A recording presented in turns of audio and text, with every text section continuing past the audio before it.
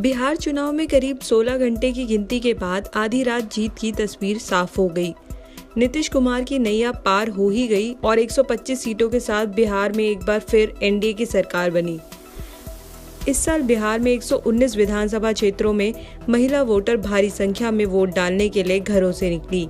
118 विस क्षेत्र ऐसे रहे जहां पुरुषों ने ज्यादा वोट किया, लेकिन नंबर साफ है कि वोटिंग में महिलाओं का पलड़ा भारी रहा। इस साल अगर वोटरों के आंकड़ों को देखा जाए तो बिहार में 59.9% महिलाओं ने वोट किया, जबकि 54.7% पुरुषों ने। बिहार चुनाव के लिए प्रचार के सिलसिले में अपनी रैलियों के दौरान प्रधानमंत्री नरेंद्र मोदी ने भी महिला वोटरों को केंद्र में रखते हुए बार बार जन धन, नलों में पानी, बिजली, मुफ्त राशन और उज्ज्वला जैसी कई योजनाओं के फायदे गिनाए थे। बिहार के सबसे बड़े त्योहार छठ तक मुफ्त अनाज स्कीम चालू रहने की पीएम की घोषणा भी काफी अहम रही। पीएम मोदी ने अपने आखिरी बिहार दौरे में की गई रैलियों में महिलाओं से विशेष रूप से वोट देने की अपील की थी। पीएम अपने सभी रैलियों में महिलाओं को केंद्र और राज्य सरकार की ओर से दी गई योजनाओं का जिक्र करते रहे।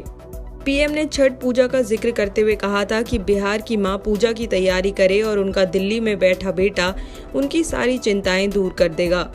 पीएम मोदी की इन्हीं अपीलों को देखकर एनडीए के नेता लगातार कह रहे थे कि वे जीतेंगे, जो कि अब साफ हो गया है। वहीं बिहार के मुख्यमंत्री नीतीश कुमार ने पूर्णिया के धमदाहा सीट से ही चुनावी सभा में अपने आखिरी चुनाव होने की बात कही थी, जिसके बाद से विपक्ष इस पर जमकर निशाना साध रहा था और बोल रहा था कि नीतीश का ये इमोशनल कार्ड नहीं चल पाएगा। लेकिन चुनावी नतीजों में कहीं न कहीं सीएम नीतीश को फायदा हुआ है। इसी के साथ नीतीश कुमार के लगातार चौथी बार मुख्यमंत्री बनने की राह साफ हो गई है।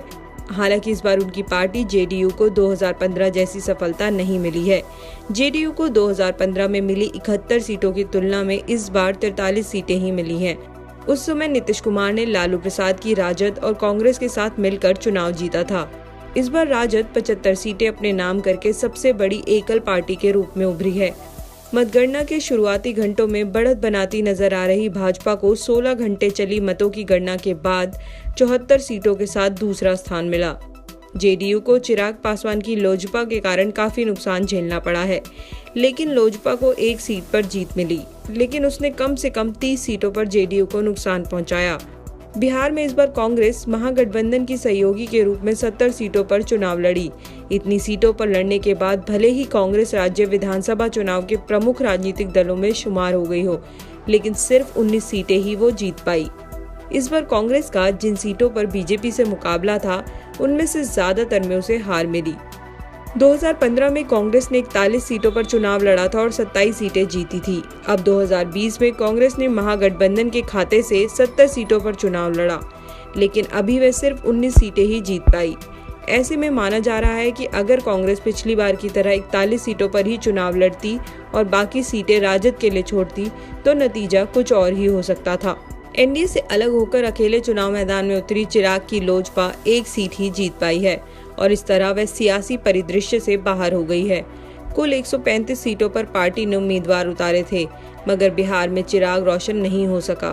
ठीक इसी तरह बिहार चुनाव से पहले खुद को विज्ञापन के जरिए राज्य का अगला मुख्यमंत्री बताने वाली पुष्पम प्रिया की दोनों सीटों पर बुरी हार हुई है।